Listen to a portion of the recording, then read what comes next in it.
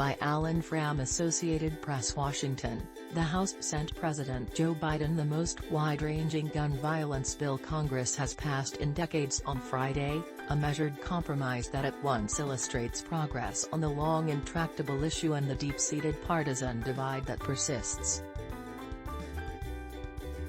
The Democratic-led chamber approved the election year legislation on a mostly party-line 234 to 193 vote, capping a spurt of action prompted by voters' revulsion over last month's mass shootings in New York and Texas. The night before, the Senate approved it by a bipartisan 65-33 margin, with 15 Republicans joining all Democrats in supporting a package that senators from both parties had crafted. The bill would incrementally toughen requirements for young people to buy guns, deny firearms from more domestic abusers, and help local authorities temporarily take weapons from people judged to be dangerous.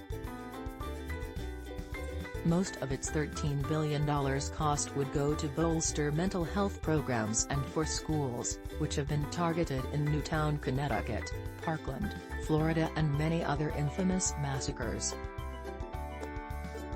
And while it omits the far tougher restrictions Democrats have long championed, it stands as the most impactful gun violence measure that Congress has approved since it enacted a now expired assault weapons ban nearly 30 years ago. The legislation was a direct result of the slaying of 19 children and 2 teachers at an elementary school in Uvalde, Texas, exactly 1 month ago, and the killing of 10 black shoppers days earlier in Buffalo, New York.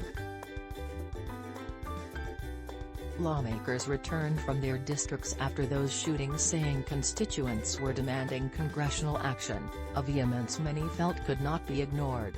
No legislation can make their families or communities whole, House Judiciary Committee Chairman Jerrold Nadler, D.N.Y. said of those. But we can act to keep others from facing the same trauma.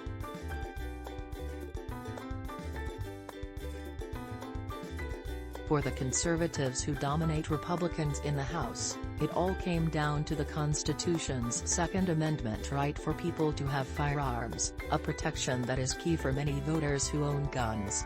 Today they're coming after our Second Amendment liberties, and who knows what it will be too.